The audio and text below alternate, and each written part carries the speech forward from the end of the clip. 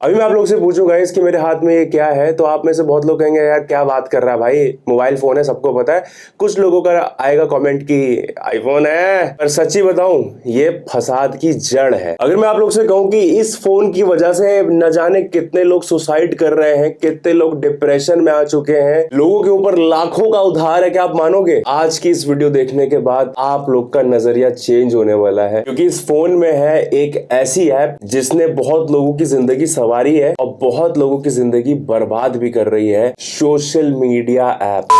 Welcome back to the channel. मेरा नाम है जाहिद अख्तर। आज की वीडियो में हम बात करने वाले हैं dark reality of social media की। 2024 में मैंने अपने कॉलेज डेज में यूट्यूब चैनल बनाया था और उस टाइम पर मैं बनाता था C++, जावा कोडिंग्स की वीडियोस। और उस टाइम पे हार्डली लोगों को पता था कि यूट्यूब से कोई पैसा कमा सकता है। पिछले 5 साल से मैं प्रोफेशनली यूट्यूब को एज अ करियर परस्यू कर रहा हूं और पिछले 5 सालों में मैंने बहुत सारी चीजों को चेंज होते हुए देखा है। मिसाल के तौर पर एक 5वीं क्लास में पढ़ने वाला बच्चा अपने माँ बाप से कहता है कि मुझे 3.5 लाख रुपए का गेमिंग पीसी बनाकर दे दो, हर महीना 5 लाख रुपया आपके हाथ में रखूंगा। कैसे एक 10वीं का बच्चा बोर्ड एग्जाम पार करते ही बोलता है कि अब मैं आगे इंजीनियरिंग, डॉक्टरी, सीए की पढ़ाई नहीं करूंगा, मैं यूट्यूब चैनल खोलूंगा और बहुत पैसा कमाऊंगा, मैं हर महीने एक नई 20-20 लाख की गाड़ी खरीदूंगा। जब किसी एक रैंडम बंदे को पता चलता है कि आप यूट्यूब पे वीडियोस बनाते हो, आपके 1 लाख 1.25 लाख सब्सक्राइबर है, तो उसका यही रहता है कहना कि एक हायाबुसा ले लीजिए, चैनल ऐसे ग्रो कर लेगा। कैसे हमारा यूथ गलत इन्फ्लुएंस हो रहा है हमारे so called social media influencer से। वैसे आप लोग ने कहावत तो सुनी होगी ना कि हर चमकती हुई चीज सोना नहीं होती और हमेशा सामने वाले की थाली में घी ज्यादा दिखता है। आज इस वीडियो में हम 5 मुद्दों पर बात करेंगे एंड ट्रस्ट मी गाइस, ये सब बातें जब आप सुनोगे आप कहोगे यार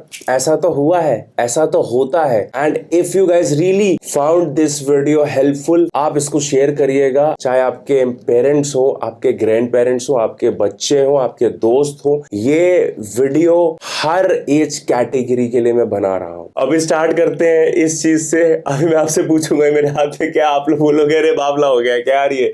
अभी तो इसने बोला था कि ये फसाद की जड़ है, ये हम लोग कह रहे थे फोन आईफोन है। मैं फिर से कह रहा हूं ये क्या है। ये 1 लाख रुपए का आईफोन है जो कि एक स्टेटस सिंबल हो चुका है सोसाइटी में, और हमारा जो यूथ है वो एकदम बावला हो गया है कि हमें आईफोन ही चाहिए। अभी इस बवाल चीज के बारे में बात करेंगे, लेकिन इससे पहले मैं चाहता हूं कि हम थोड़ा सा रिवाइंड करें। 10 साल पहले जा रहे हैं, ज्यादा पीछे नहीं जा रहे। अभी मैं अगर 20 साल पहले आपको ले चलूंगा तो आप में से बहुत लोग तो पैदा ही नहीं होंगे उस टाइम पे। फिर भी मैं आपको एक छोटा सा इन्फो देना चाहता हूं। 2002 की बात है जब इंडिया में फोन्स आना शुरू हो चुके थे, मतलब एक मिडिल क्लास इंसान खरीद सकता था फोन। मुझे आज भी याद है कि हमारी कॉलोनी में सबसे पहला फोन हमारे पिताजी ने लिया था, नोकिया का 3313 था, पीले कलर की स्क्रीन आती थी, उसमें स्नेक चलता था। वो फोन उन्होंने शायद 5 या 6 हजार रुपए का लिया था उस टाइम, एंड हल्ला मच गया था कि भाई फलान साहब ने, फलान इंजीनियर ने एक 6,000 रुपए का मोबाइल लिया है। इसके 2-3 साल बाद 2004-2005 की बात है जब इंडिया में मल्टी मीडिया फोन्स आने लगे। नोकिया 6600, आई एम श्योर आप लोग में से सबने सुना होगा। 64 MB उसकी मेमोरी होती थी। तभी मेमोरी कार्ड आते थे 64 MB 128 MB के। हम टेक में नहीं जा रहे हैं, मैं आपको एक ओवरव्यू दे रहा था। खैर कट टू जो हमने आपको बोला था कि 10 साल पहले हम जाते हैं, रिवाइंड करते हैं। 2012, 2011, 2013 की बात ले रहे हैं। ये वो दौर था जब हर घर में मिनिमम एक मल्टीमीडिया फोन रहता था, फिर वो चाहे 5,000, 6,000 का हो, 10,000 का, और एक सेकेंडरी फोन रहता था, वही स्नेक में खेलने वाला जो सस्ता सा था। लेकिन उस टाइम पे अगर कोई 10,000, 12,000 या ज्यादा वो गैजेट फ्री के अगर उसने 15,000 का फोन ले लिया, वैसे उस टाइम पे 15,000 का आई डोंट थिंक कि मेरे किसी सराउंडिंग में किसी का फोन था, तो ये कहते थे कि अरे भाई ये कहां से पैसा लेके आ रहा है, इतना बर्बाद कर रहा है ये शख्स, ऐसी टॉक होती थी। लेकिन आज का ऐसा टाइम है कि आपके घर में जितने शख्स हैं उतना फोन, और जिनका काम फोन से चलता है उनके पास 2 फोन। ये तो आप मानते हो ना। अभी आप कहोगे यार इसने बोला था सोशल मीडिया की डार्क रियलिटी बताऊंगा, ये सब क्या बात कर रहा है। मैंने आपसे कहा था ना ये 1 लाख रुपए का आईफोन आज के टाइम में हर बच्चे को चाहिए। अभी थोड़ा सा दिमाग लगाइए और सोचिए क्यों चाहिए। 2014 की बात है जब भी इंस्टाग्राम इंडिया में आया था। इंस्टाग्राम होता था फोटो शेयरिंग प्लेटफॉर्म है। मैं तब से इंस्टाग्राम पे हूँ और तभी हम कुछ भी फोटो डाल देते थे। सन की खींच के डाल दी, जूते खींच के डाल दी, क्लास में बैठे खींच के डाल दी, हमें फोटो डालनी होती थी। और तभी सेल्फीज स्टार्ट हुई थी आना, ठीक है। अभी मैं याद करने की कोशिश कर रहा हूँ, उस टाइम पे इतनी मिरर सेल्फीज होती नहीं थी। हाँ, हम फोटोज खींचते थे वॉशरूम में जाके, पर हमारा कभी ध्यान ना इस चीज पे नहीं गया था कि हम मिरर में इसको ऐसे दिखाएं, ठीक है, कि आईफोन हमारा दिख रहा है। ये स्टार्ट हुआ था जब हमारे इंडिया में रेवोल्यूशन आया इंटरनेट का। 2016 की बात है, जब हर इंसान को समझ आ रहा था कि सोशल मीडिया क्या है। आज के टाइम में तो बच्चे को पता है ना कि सोशल मीडिया से पैसा कमाया जाता है। उस टाइम ये था कि नहीं यार, लाइक्स आ रहे हैं, लाइक्स फॉलोअर्स के पीछे लोग थे। मुझे भी याद है, मैंने भी एक मिरर सेल्फी डाली है। हमारे दोस्त के पास हुआ करता था आईफोन 5s, तो हमने खींच के डाली थी, आईफोन का शो ऑफ करना था। लेकिन आज 2023 में ऐसा हो गया है कि आपकी फैमिली इनकम कितनी है उसका तो कोई ख्याल ही नहीं कर रहा है। एक कॉलेज गोइंग बच्चा इतना समझदार होता है कि उसको ये बात पता रहती है कि उसके माँ बाप की तनख्वाह कितनी है, उसके घर में कितना पैसा आ रहा है, और वही बच्चा जिद कर रहा है कि मेरे को आईफोन दिला दो। 1 लाख रुपए का फोन, हो सकता है कि आपकी फैमिली की इनकम 50,000 हो सकता है 1 लाख हो। यार मैं कह रहा हूँ आपके फैमिली की इनकम 1 लाख रुपए है, पर एक परिवार को चलाने के लिए कितना खर्चा होता है ये आपको तभी समझ आएगा जिस दिन आप पैसा खर्चा करना शुरू करोगे। आप मानो या चाहे ना मानो, social media is the main cause कि पिछले 10-12 सालों में हर फैमिली का जो एक्सपेंस रेट है वो बढ़ा है। ये थ्रू आउट द एंड आपको समझ आ जाएगा। मैंने सिर्फ आपको एक एग्जांपल दिया था एक फोन का। अभी आप खुद समझो, एक परिवार है जिसमें ऑन एन एवरेज 15,000 का फोन हर इंसान के पास है। मेरे घर में 5 लोग हैं, अगर मेरे घर पे एक इंसान के पास 15,000 का फोन है तो 75,000 रुपए का फोन हमारे घर पे है। और वो जो 15,000 से 20,000 के फोन आते हैं वो 1.5-2 साल से ज्यादा नहीं चलते। मतलब कि हर साल आपके घर का जो मुखिया है उसको ये टेंशन लगे रहती होगी कि यार अगले साल फिर से खर्चा होगा। मतलब हर साल 75-80 हजार रुपए उसका जा रहा है। ये तो मैंने आपको एकदम एवरेज रेट बताया है कि 15 से 20 हजार। पर जहां से मैं देख रहा हूं ना, यूथ OnePlus मांग रहा है या आईफोन मांग रहा है। OnePlus एवरेज 30,000 का आ रहा है, आईफोन एवरेज 70-80 हजार का आ रहा है। ये खर्चे बढ़ा दिए ना। अभी सिर्फ मैंने आपको आईफोन के बारे में बताया था। अभी बात करते हैं बाइक्स के बारे में। मैं किसी यूट्यूबर का यहाँ नाम नहीं लेना चाहता हूँ, आप लोग बहुत समझदार हैं, आपको पता होगा कि क्या चल रहा है इंटरनेट पे। ये बाइक खरीदने के लिए मैं दुबई चला गया, ये बाइक मेरी खराब हो गई, खुद ही खराब कर देते हैं, ठीक है, मैं आपको बता रहा हूँ। इस बाइक पे रैप लग गया, अब एक और बाइक लेने की सोच रहा हूँ। अभी इस पूरे चीज को ना हम अपने नेक्स्ट पॉइंट में कवर करेंगे। फिलहाल हम यहाँ पर बात कर रहे थे कि जो यूथ है वो कैसे इन्फ्लुएंस हो रहा है सोशल मीडिया से। अब ऐसे बहुत लोग जो मेरे व्लॉग चैनल को देखते हैं या जो मेरे को बहुत टाइम से जानते हैं उनको पता होगा कि मैं राइड्स करता हूँ। मैं रिसेंट नेपाल गया था, मेरे को राइड्स करना पसंद है, लॉन्ग राइड्स करता हूँ, ठीक। जो भी जितना भी मेरा एक्सपीरियंस है, मैं उस एक्सपीरियंस से आपको एक बात बताऊं।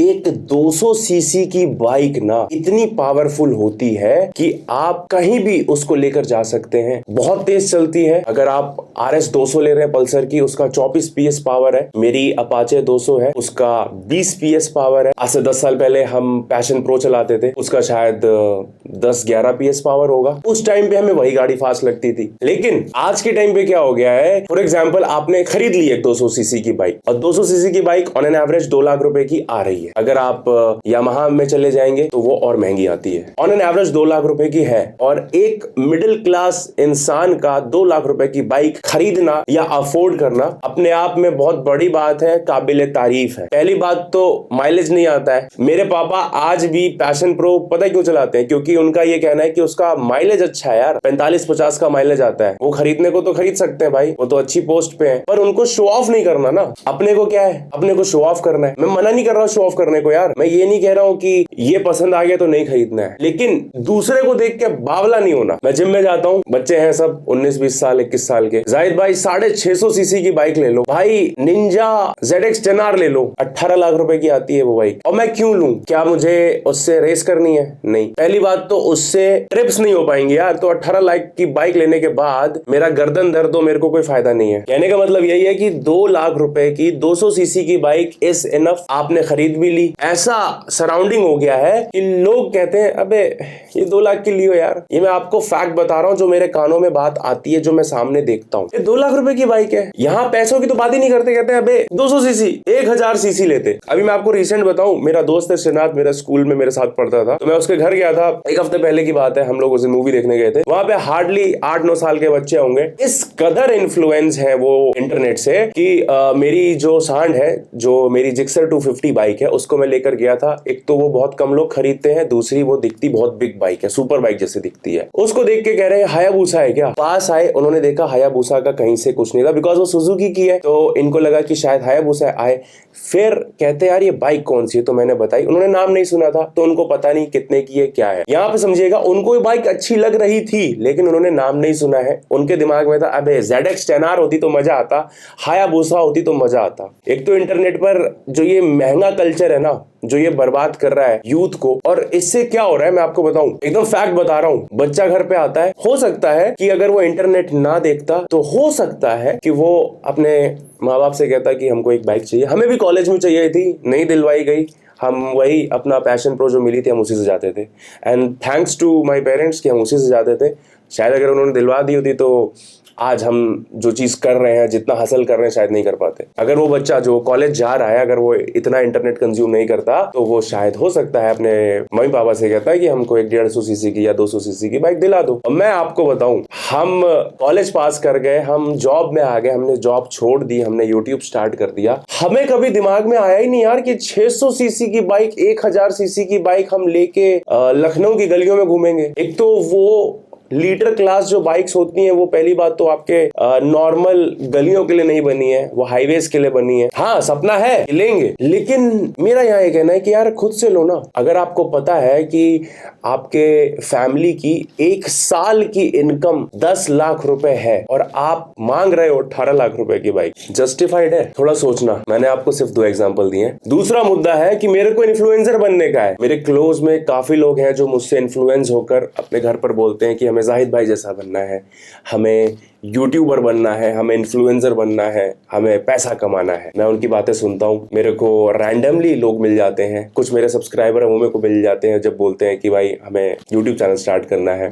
एक दिन मैं लाइव था तो मेरे को वहां पर भी कुछ लोग बोल रहे थे, तो मैंने मना कर दिया, मैंने सीधे बोल दिया नहीं। नेक्स्ट जब मैं जिम गया तो मेरा एक दोस्त है, वो मेरे को कहता है कि भाई आप तो खुद इन्फ्लुएंसर हो और लोगों को मना कर रहे हो बनने से। ये ऐसी चीज है ना कि इसके बारे में पूरी एक फिल्म बन सकती है। भाई मैं यहाँ टाइम देख रहा हूँ, अभी दूसरे पॉइंट पे पहुंचे और वीडियो मुझे लग रहा है बहुत बड़ी हो गई है और शायद बहुत बड़ी भी बन जाएगी, पर क्या कर सकते हैं यार, बात तो करनी पड़ेगी ना। अभी सवाल आता है कि आखिर इन्फ्लुएंसर क्यों बनना है। अभी थोड़ा सा ध्यान से समझिएगा, ये जो इंडस्ट्री है ना, इसमें बहुत अलग अलग तरीके के लोग हैं। कुछ लोग इसको फुल टाइम कर रहे हैं, कुछ लोग टाइम पास के लिए कर रहे हैं, कुछ लोगों का है कि 4 लोग हमें जान जाए। इन्फ्लुएंसर ऐसे हो गए हैं, हर दूसरे घर में इन्फ्लुएंसर है, हर एक घर में 2-3 इन्फ्लुएंसर है। मैं पार्टीज करने जाता हूँ, मैं देखता हूँ वहां पे हर दूसरा व्यक्ति इन्फ्लुएंसर है। एक इन्फ्लुएंसर वो है जिसको सिर्फ फ्री का आइटम चाहिए, वो इसलिए इन्फ्लुएंसर बन गया है, फूड ब्लॉगर्स। फिर एक आता है जिसको है कि भाई मेरा जो मोहल्ला है मेरे को जान जाए कि अरे मैं तो कुछ अलग कर रहा हूँ। फिर एक कैटेगरी आती है जिनका फैमिली बैकग्राउंड बहुत मजबूत होता है, जिनका बैकअप बहुत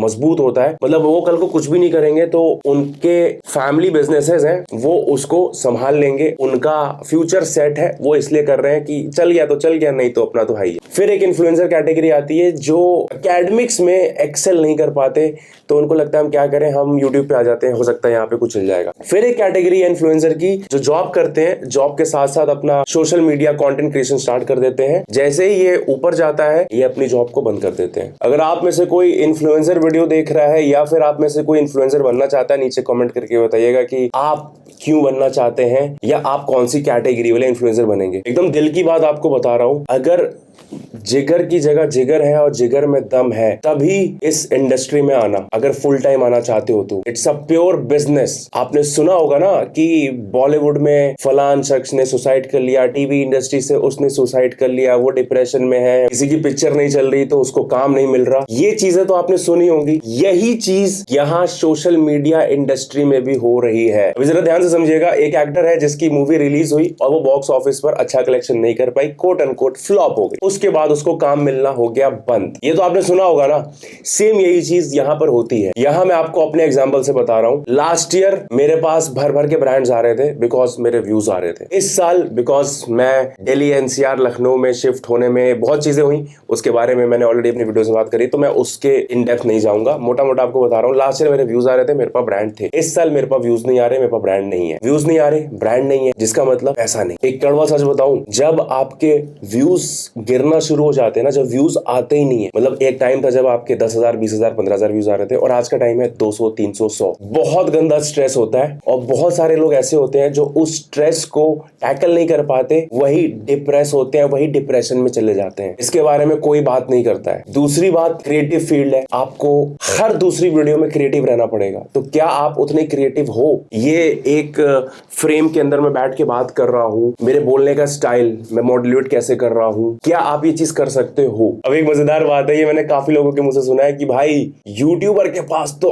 अथाह पैसा होता है, अंधा पैसा होता है, इसीलिए हमको भी यूट्यूबर बनना है। होता है, मैं मानता हूं, पर वो तो हर फील्ड में है ना। अगर आप आईटी इंजीनियर हो, सीएस वाले हो, अगर आप सॉफ्टवेयर इंडस्ट्री में हो, उसमें भी जो टॉप पे बैठा होगा उसके पास पैसा होगा। अगर मिठाई के बिजनेस में हो तो आपके शहर में जो सबसे ज्यादा पॉपुलर मिठाई वाला है उसके पास सबसे ज्यादा पैसा होगा, वो कमा रहा होगा सबसे ज्यादा। ये घड़ी मैंने पहनी है, आपके शहर में आई एम श्योर कि एक ऐसा घड़ी वाला होगा कि जिसका सबसे ज्यादा नाम होगा, जिसके ऑन एन एवरेज बाकियों कंपैरिजन में ज्यादा कस्टमर जा रहे होंगे, ज्यादा सेल हो रही होगी। तो ये तो हर फील्ड में है भाई, हर फील्ड में जो टॉप पे बैठा है उसके पास पैसा होगा। ये सिर्फ यूट्यूब के साथ नहीं है कि यूट्यूब में बहुत पैसा है, हम नॉर्मल उतना कमा रहे हैं जितना मेरे साथ वाले जॉब में कमाते हैं। क्या हो सकता है उनसे मैं कम कमा रहा हूँ, तो पैसा तो नहीं है ना मेरे लेवल पे। जो टॉप पे बैठा है उसके पास है, वो तो हर फील्ड में है, तो फिर यहीं पे क्यों आना है? जैसे मैंने कहा कि इट्स अ प्योर बिजनेस। हो सकता है कि आपके पास 6 महीना काम ही ना आए, होता है ऐसा, फिर क्या करोगे? तो थोड़ा इसको समझने की जरूरत है। Every Tom Dick and Harry things कि वो कैमरे के सामने आएगा, वो बक बक बक बक करेगा और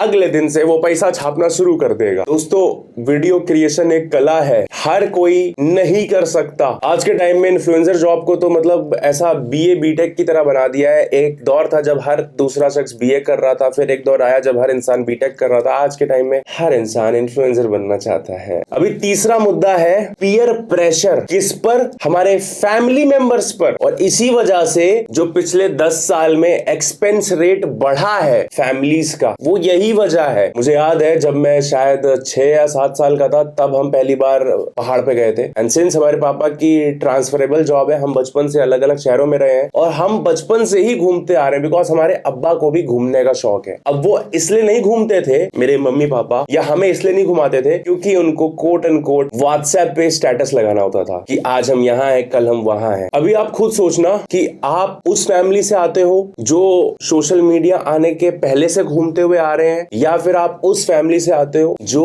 जब सोशल मीडिया आया तो आपके रिश्तेदारों को आपने देखा घूमते हुए, उनकी स्टोरीज देखी, आपको भी अंदर से एक पीयर प्रेशर आया कि हमें भी घूमना चाहिए। नीचे कमेंट करके बताइएगा। एंड ये हमने देखा है कि whenever we travel to some of the cities, one or the other जो हमारे जानने वाले हैं वो भी निकल लेते हैं प्रेशर में घूमने के लिए। मानो या ना मानो, ट्रैवल एक्सपेंसिव होता है। वो फैमिलीज जो कभी कहीं घूमने नहीं गई, अचानक से घूमना शुरू कर दी हैं, उनके ऊपर प्रेशर है। मैं अब ये नहीं कह रहा हूं कि नहीं एकदम सिर्फ यही वजह है, पर मेजरली एक ये वजह भी है। एक चीज और मैंने एक्सपीरियंस करी है, ये मैं जितनी भी चीजों के बारे में आपको बता रहा हूं ना, ये सब रियल लाइफ एक्सपीरियंस है। ऐसा नहीं कि कुछ मनगढ़ंत कहानी बता रहा हूं या किसी और की मैंने देखी है, सब रियल लाइफ एक्सपीरियंस मेरे साथ हुई है या मैंने अपने इर्द गिर्द होते हुए देखी है। इस पर तो आप कहोगे भाई ये तो एकदम सही बात कह दी, लॉकडाउन के बाद से ये चीज ज्यादा हो गई है। खाना बनाओ, उसकी फोटो अपने स्टेटस पर डाल दो, and then you will see कि आपके जो देखने वाले हैं व्हाट्सएप स्टोरीज पे वो सेम चीज बना के डाल रहे हैं, या उन पर इतना प्रेशर है कि हमें भी कुछ बनाना है। यार हम तो ऐसे लोगों को भी जानते हैं ना। अभी मैं यहाँ ब्रैग करने की कोशिश नहीं कर रहा हूँ या किसी को डीमीन करने की कोशिश नहीं कर रहा हूँ। यहाँ पर मैं आपको बस ये चीज बताना चाह रहा हूँ कि ये जो सोशल मीडिया का प्रेशर है जिसने लोगों के खर्चे बढ़ा दिए हैं। यार आप एक बात बताओ, एक परिवार है जिसके घर पे सिर्फ दाल चावल बनाने का बजट है, अचानक से इतना प्रेशर आ गया कि आज पनीर बन रहा है, कभी नॉनवेज बन रहा है, कभी कुछ बन रहा है, कभी कुछ बन रहा है, तो उसका जो महीने का राशन का खर्चा 5,000 रुपए था वो 7-8 हजार रुपए के आसपास आ गया। 3,000 बढ़ गया ना इधर। जो परिवार कभी नहीं घूमता था, हो सकता है कि साल में एक ट्रिप मार दे, वो परिवार का घूमना बढ़ गया। देखो यहाँ दो चीजें हो सकती है, या तो उसके घर में अर्निंग मेंबर्स बढ़ गए, जैसे कि पहले पापा कमाते थे, अब हो सकता है कि बड़ा बेटा भी कमाने लगा, या हो सकता है कि घर के 2 बच्चे कमाने लगे, तो सिचुएशन अलग है। पर एक ही बंदा कमा रहा है और आज तक कभी नहीं हुआ, अब हो गया। अभी आपको हम ले चलते हैं इंटरनेट के के जमाने से पहले, तभी भी लोगों के ऊपर प्रेशर रहता था। तब पता है कैसा प्रेशर रहता था? हम गए किसी के घर, हमने वहां कोई चीज देखी, हमें पसंद आ गई, हमारा था कि हमारे घर पे क्यों नहीं है, हम भी खरीदेंगे। तभी ये वाला सिस्टम रहता था। हम गए फलान शख्स के घर, तो सोफा सेट है, हमारे घर पे है नहीं, हम खरीद के लेकर आएंगे। तभी इस टाइप का होता था, पर वो बहुत कम होता था और इतना बजट को हिलाता नहीं था जितना आज बजट को हिला दिया है सिर्फ एक सोशल मीडिया ने।